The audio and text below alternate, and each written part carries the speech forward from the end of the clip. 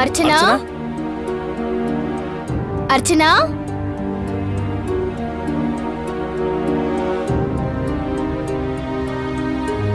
எங்கங்க? பா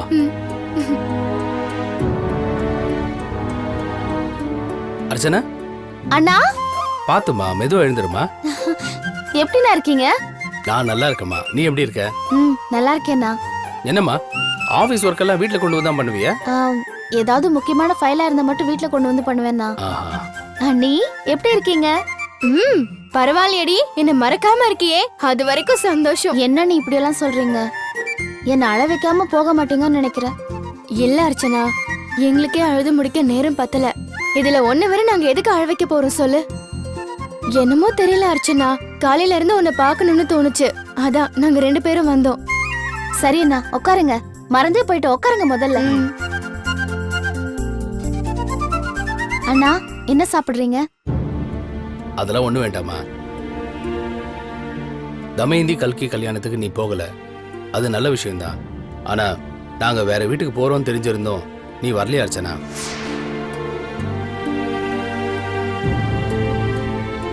வரலான்னு தான் நான் நினைச்சேன், உடம்புக்கு முடியல. முடியாம நீ ஏமா இங்க இருக்க? உன்னுடைய கோபம் பிடிவாதம் எல்லாம் சரிதான், ஆனா அதுக்கு ஒரு அளவு வேண்டாமா? எங்களை விட்டு நீ வெளியே வந்ததுக்கு கூட எந்த காரணமும் இல்லையம்மா. நானும் சௌந்தர்யாவும் ஏதாவது உன் மேல கோவப்பட்டிருப்போமா? இல்ல. பிரச்சனை எங்களுக்கும் பிரேமுக்குமே தவிர உனக்கு இல்லையா அர்ச்சனா? நீ இங்க வந்த மாதிரி தான் அப்பாவும் அம்மாவும் தமயந்தி வீட்டுக்கு போனாங்க. அப்படி போனது கூட அவளோட கல்யாணத்துக்காக தான் நினைச்சேன். ஆனா கல்யாணம் முடிஞ்சும் கூட அவங்க நம்ம வீட்டுக்கு வரல. இன்னமும் ஏன் அவங்க நம்ம வீட்டுக்கு வரலங்கிற காரணம் எனக்கு தெரியலம்மா. ஆனா யாருமே இல்லாம கஷ்டப்படுறது சௌந்தர்யா தான். இப்படி ஒரே அடியா நீ வீட்டை விட்டு வருவேன்னு நாங்க எதிர்பார்க்கல அர்ச்சனா. இனிமேலாவது எங்க கூட வந்து இருக்கலாம்ல அர்ச்சனா?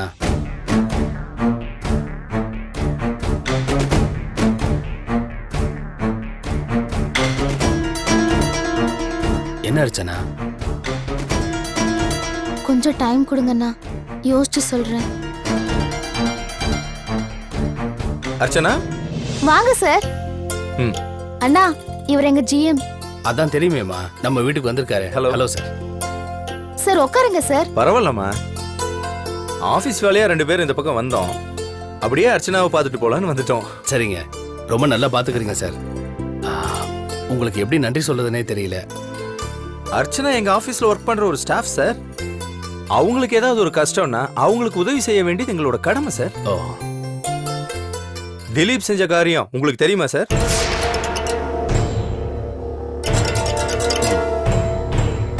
எவ்வளவு தைரியம் இருந்தா அர்ச்சனாவுக்கு டைவர்ஸ் நோட்டீஸ் அனுப்பிச்சிருப்பாரு. வேலையில சரியா கவனம் வைக்கலன்னு அவர் நான் கண்டிச்சேன். அதுக்கு வேலையை வேணான்னு ரிசைன் பண்ணிட்டு போயிட்டாரு. அது கூட எங்களுக்கு பிரச்சனை இல்லை, அவரு மாதிரி 100 ஸ்டாஃப் எங்களுக்கு கிடைப்பாங்க. ஆனா அத மனசுல வச்சுக்கிட்டு அர்ச்சனா மேல கோவப்பட்டா என்ன சார் அர்த்தம்? அப்படிலாம் அனுப்புறதுனால விவாகரத்து பண்ண முடியாது சார். அர்ச்சனா முடியாதுன்னு சொல்லிட்டா எந்த கோர்ட்டாலையும் ஒன்றும் பண்ண முடியாது சார். நான் முடியாதுன்னு சொல்ல மாட்டேன். அப்படியே கோர்ட்டுக்கு வந்தா நானும் சரின்னு தான் சொல்லுவேன். அர்ச்சனா, இருங்க, காஃபி எடுத்துட்டு வரேன். இருங்க, நான் போய் பேசிட்டு வரேன்.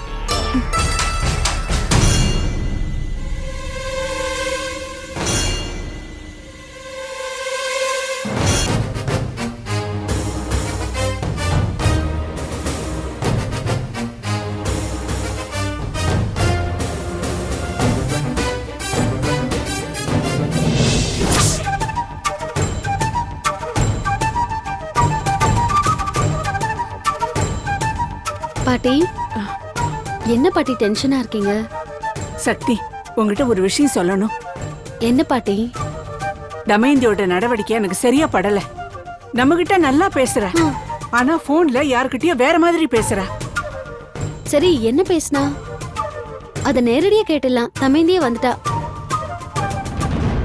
தமேந்தி, நீ போன்ல யார்கிட்டயும் சொத்து தர முடியாது, அதுவும் பிரச்சனை பண்ணா கம்ப்ளைண்ட் கொடுத்துருவேன், எல்லாரையும் அரெஸ்ட் பண்ண வைப்பேன்னு சொன்னியா? ஆமா, என் கிளையண்ட் கிட்ட பேசிட்டு இருந்த. அவரோட ப்ராப்பர்ட்டிஸ போலி டாக்குமெண்ட் தயாரிச்சு ஒருத்தர் வேற ஒருத்தருக்கு விற்க முயற்சி பண்ணிருக்காராம். அந்த கேஸ் எங்கிட்ட தான் வந்தது. அத பத்தி தான் நான் போன்ல பேசிட்டு இருந்தேன். இப்ப புரிஞ்சிருச்சா பாட்டி? சரி, அதை விடு. சௌந்தர்யாவ நீ தானே கொண்டு போய் ஆபீஸ்ல சேர்த்து விட்ட சக்தி. அப்பெல்லாம் நல்லபடியா தானே வேலைக்கு போயிட்டு இருந்தா. தமயந்திய நீங்க அங்க கூட்டிட்டு வந்ததுனால தானே அவ வெளியே வந்தா. இல்ல பாட்டி, சௌந்தர்யா வெளியில வந்ததுக்கும் தமயந்திக்கு எந்த சம்பந்தமும் இல்ல. அவ வெளியில வந்ததுக்கு காரணமே பிரேம் தான். அவர்தான் சௌந்தர்யா மேல கோவப்பட்டாரு. அதுவும் அவ வேலையில கவனம் செலுத்தலையேன்னு தான். அதனால தமயந்தி மேல தப்பு சொல்லாதீங்க பாட்டி. பாட்டி, சௌந்தர்யா பிரேம்னால தான் வேலையை விட்டா. ஆனா சௌந்தர்யாவை வேலையில சேர்த்ததே தமயந்தி தானே. அப்படி செய்யலனா இப்ப அவ அனுப்புன அந்த வக்கீல் நோட்டீஸ அப்பவே அனுப்பியிருப்பா. பாட்டி, தப்பு எங்க இருக்குன்னு இன்னும் புரிஞ்சுக்கல நீங்க. பாட்டி, தெரியாம தான் கேக்குறேன். எதுக்காக எப்ப பார்த்தாலும் தமயந்தி மேலேயே குறை சொல்லிட்டு இருக்கீங்க?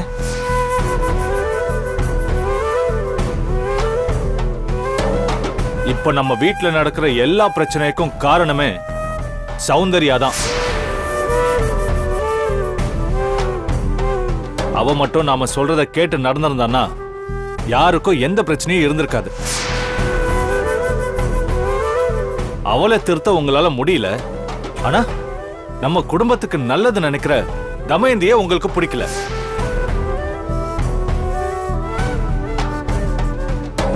இது நியாயமா பாட்டி?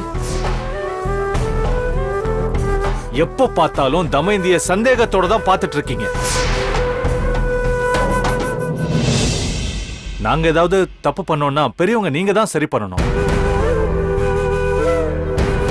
ஆனா பெரியவங்க நீங்களே தப்பு பண்ணிட்டு இருக்கீங்க. நான் எந்த தப்பும் பண்ணல. என் மனசுல தோணுனதான் சொன்னேன். அப்போ நான் இங்க இருக்கிறது உங்களுக்கு பிடிக்கலையா பாட்டி? ஆமா, பிடிக்கல. பாட்டி எனக்கு நீ வருத்தப்படாத தமயந்தி. பாட்டி ஏதோ கோவத்துல அப்படி சொல்லிட்டாங்க. தமயந்தி,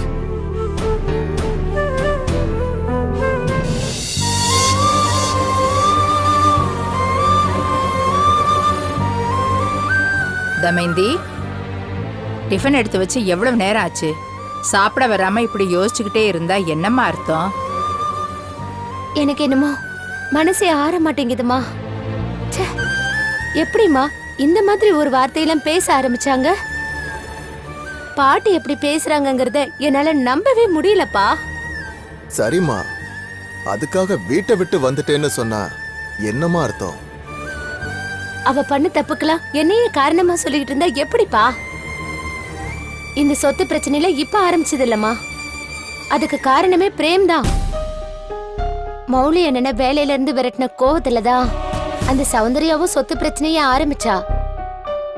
சௌந்தர்யாவும் மௌலி அண்ணனும் அந்த சொத்தை வாங்கி தரணும், அதுக்காக கேஸ் போடணும்னு சொல்லிதான் என்ன தேடி வந்தாங்க. அவங்க சொன்ன மாதிரி என்னால பண்ணிருக்க முடியாதாப்பா? அப்படி பண்ணிருந்தா அந்த விரோதம் எப்பவுமே மறையாது.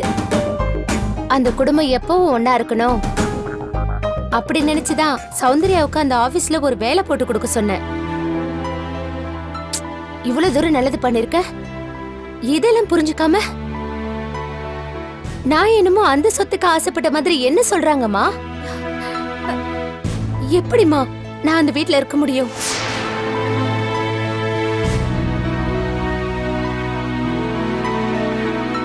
அம்மா, அதோ சக்தியே வந்துட்டா.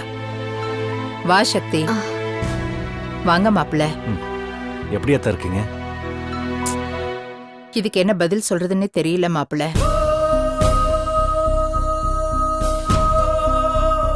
சந்தோஷம் மட்டும் வந்தா பரவாயில்ல, அதோட சேர்ந்து சில சங்கடங்களும் வந்துருதே.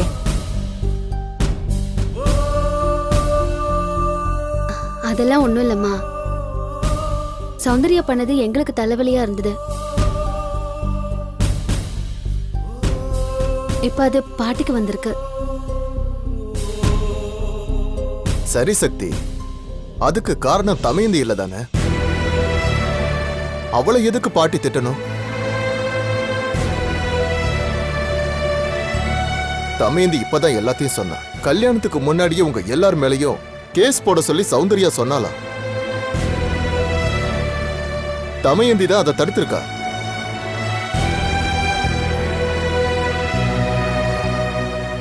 அதெல்லாமே எங்களுக்கும் தெரியும்பா. அப்ப உன் பாட்டி கிட்ட சொல்லி அதெல்லாம் சரி பண்ண வேண்டியதானடி. பாட்டி கூட தெளிவா தான் இருந்தாங்க அத்தை. அவங்க கிட்ட என்னென்னமோ சொல்லி சௌந்தர்யா அவங்க மனசை கலைச்சிட்டா. சரி மாப்பிள, தமயந்தி எந்த தப்பும் பண்ணலல்ல? தமைந்து மேல எந்த தப்பும் இல்ல அத்தை. என்ன சொல்லணும்னா, அவளால எங்களுக்கு உதவிகள் தான் அதிகமா கிடைச்சிருக்கு. பாட்டி வயசானவங்க, ஏதோ சொன்னா சொல்லிட்டு போட்டுமே. தமயந்தி, வீட்டுக்கு வா. இல்லைங்க, இன்னும் என் மனசு சமாதானம் ஆகல. நான் அப்புறமா வரேன். தமேந்தி, ஆபீஸ் வேலையும் நிறைய இருக்கு. அந்த டென்ஷன் உங்களுக்கு வேண்டாம். நான் இங்க இருந்தே ஆபீஸ்க்கு வந்துடுறேன். சக்தி, ஒரு 2-3 நாளைக்கு தமயந்தி இங்கே இருக்கட்டுமேம்மா. கல்யாணம் ஆன நாள்ல இருந்து இவ இங்க தங்கினதே இல்லை. இப்ப எதுக்காக வந்திருந்தாலும் சரி, இங்க இருக்கட்டுமே. சரி அத்தை, தமயந்தி இங்கே இருக்கட்டும். ம். ஆபீஸ்க்கு போகும்போது நான் வந்து கூட்டிட்டு போறேன். ம். ஓகே தானே தமயந்தி? சரிங்க. அண்ணி, கிளம்பலாமா? கிளம்பலாம். அத்தை, ம். போயிட்டு வரோம். ஆ. வரேன் மாமா. வாங்க மாப்பிள்ள. வரேன். அம்மா, ஆ? வரேம்மா. தமேந்தி, ஆ. நான் போயிட்டு வரேன்.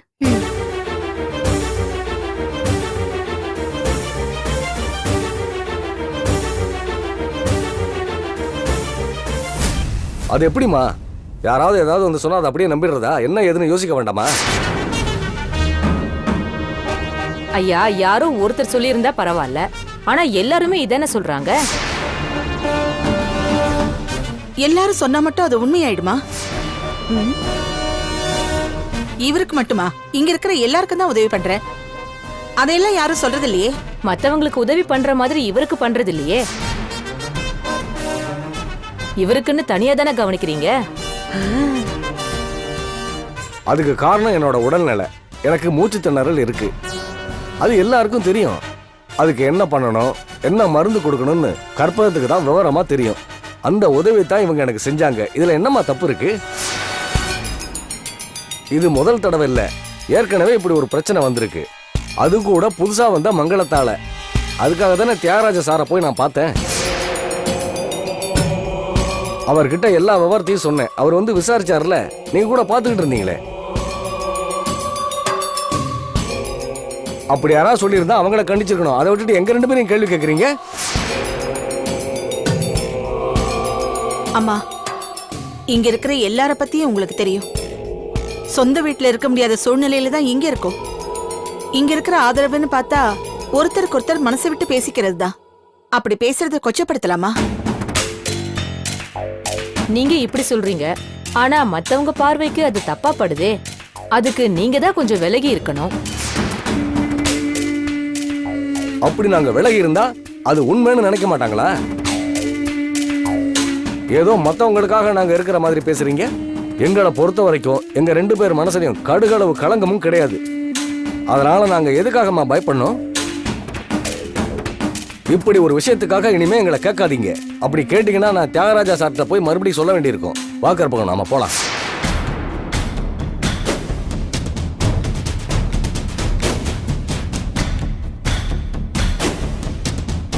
என்னம்மா நிர்வாகின்னு கூட பார்க்காம இப்படி பேசிட்டு போறாங்க?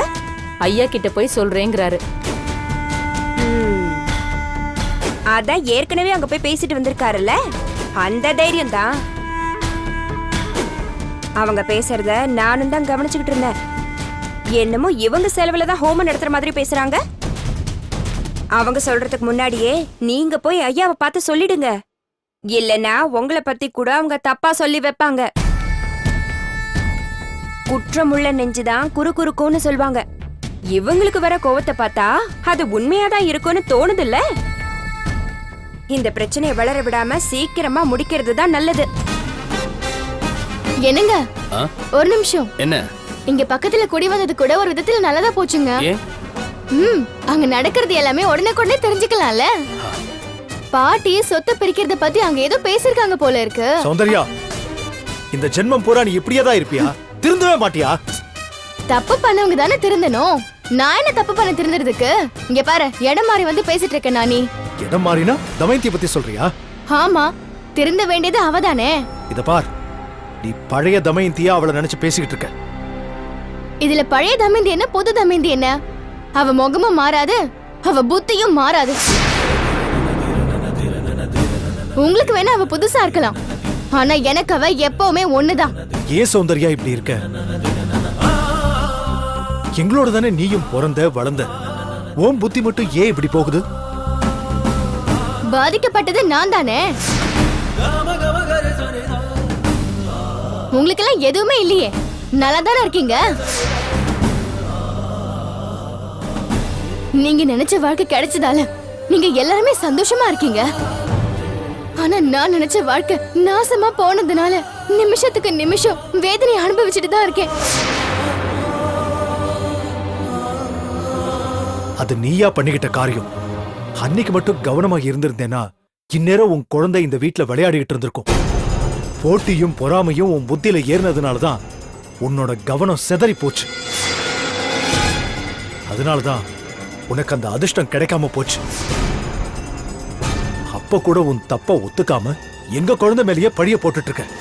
அது உண்மைதானே. அதோட தோஷத்தால தானே என் வாழ்க்கை இப்படி சீரழிஞ்சு போச்சு. சௌந்தர்யா, சும்மா கத்தாத நீ. இனிமே அதுக்கெல்லாம் பயப்படுற ஆளு நான் இல்ல. ஆமா, தெரியாம தான் கேக்குறேன். அது என்ன, தமேந்திய பத்தி சொன்னா மட்டும் உனக்கு கோவம் அவ்வளவு பொத்துட்டு வருது?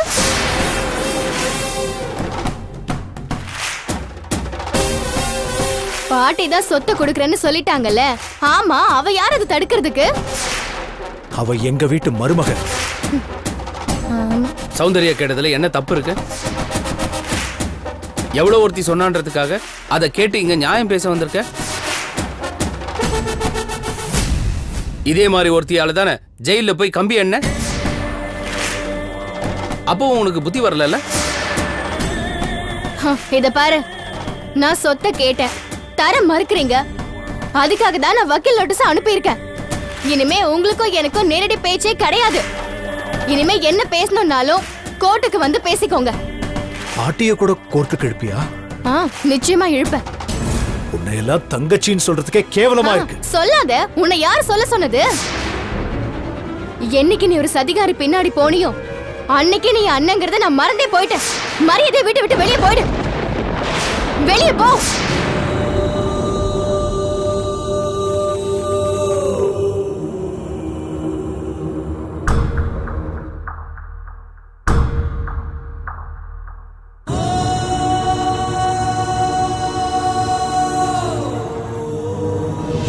பாட்டி, பாட்டி.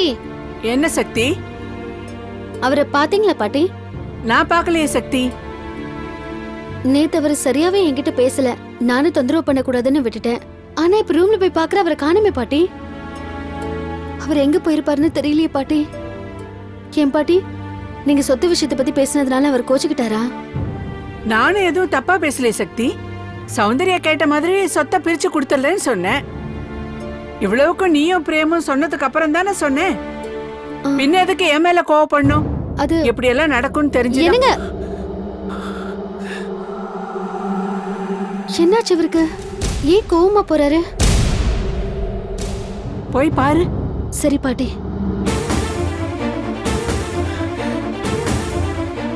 பிரேம் என்னங்க என்னடா என்னாச்சுங்க? ஐயோ என்னடா பிரேம் இது? என்ன பண்றீங்க? ஐயோ என்ன இது?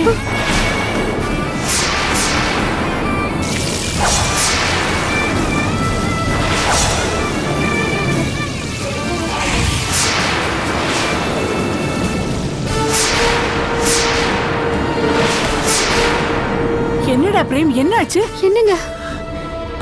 பாட்டி, சௌந்தர்யா மேல உங்களுக்கு புதுசா பாசம் வந்துருச்சுல, அந்த பாசம் உங்களோடவே இருக்கட்டும்.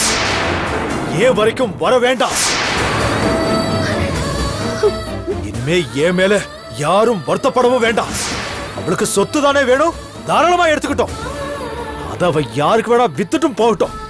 எனக்கு இந்த வீடும் வேண்டாம், நான் இங்க இருக்க போறதும் இல்ல.